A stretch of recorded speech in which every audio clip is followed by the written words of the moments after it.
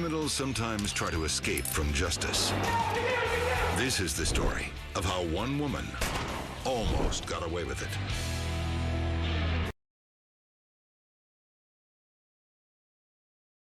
In the back seat are 3 young boys, ages 2, 3, and 9. They were freaking out. We were going to create a life there for me and my children, that I would work because I spoke Spanish. Valerie told me we were going to Acapulco, Mexico. As Castellano turns to exit the airport, she sees Becky and the kids heading her way. And I told her, I said, girl, we gotta go. They ticketed the car. She comes in and says, we have to move the car. She's freaking out. We have to move the car. The cops are out there and they're giving us tickets and they're gonna impound the car. When they get outside, several officers are surrounding their vehicle. I thought that they knew at that point. I thought, well, this is it.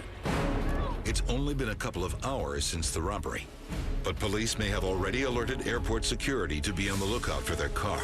Want me to move the car? Can you not hear me? No, I hear you loud and clear. I'm so sorry. I'll move the car right away. At that point, Mexico! On the streets of a border town called Matamoros, Castellano and Becky find it's easy to get any drug they want. You can get whatever you wanted, any kind of pill you want. We got Darbicets. They continue taking cocaine and pills, high and on edge from the pressure of being on the run in a foreign country. Their relationship starts to fray. Me and Val were having issues after the first night we spent in Mexico.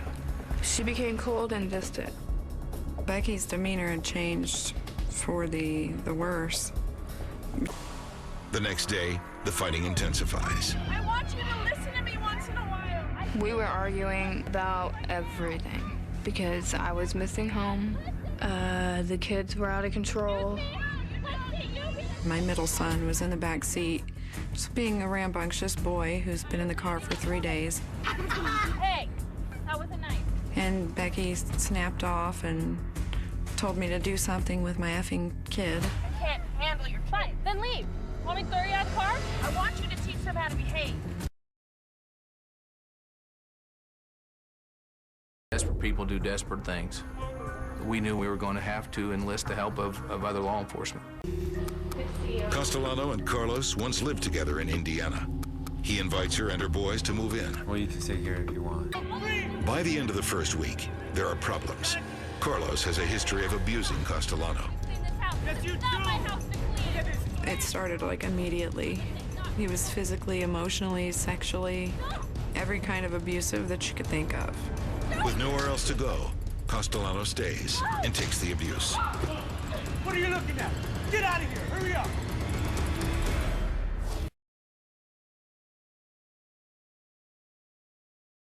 And we can put Valerie Castellano in Mexico City, taking her 3 young kids from the United States. By the train tracks? That's a no-no. You're putting your children in harm's way between you and law enforcement. They had no choice but to go with Mom. And their welfare, their safety, and their safe return became the #1 priority.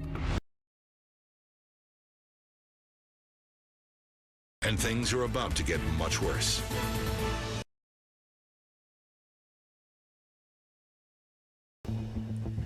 Once she's well enough, Castellano decides she can't take Carlos's abuse any longer. It was horrible staying there. I had to get away from him. One night, she takes her sons and makes her escape. And they said, yeah, they would have like a pack of ramen noodles that day. And then sometimes they wouldn't eat for a couple of days. And I just couldn't stand it.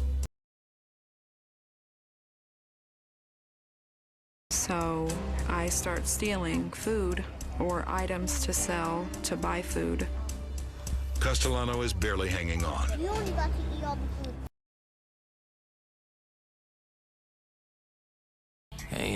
And what happens to the kids? That did drive my determination.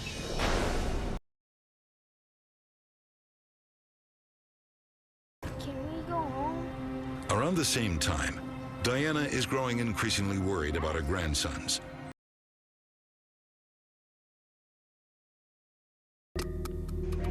Castellano and her kids are there to meet her. As they wait in the arrival area, immigration officers close in. Excuse me. I need to see your ID. I told him I didn't have my identification, but that I wasn't traveling anywhere. I was just there to pick up my mother. I'm just here picking someone up. He showed me a paper, had my picture. Stand up. Over here. And basically that was it. I saw my picture and I knew that it was over.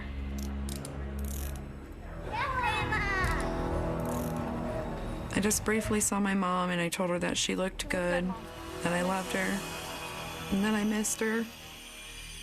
I knew immediately that I was coming back to the United States and that I was coming to jail. Diana is shocked at the sight of her grandkids. They didn't have any socks. They had shoes on that was way too big for them. They were hungry. It was absolutely terrible.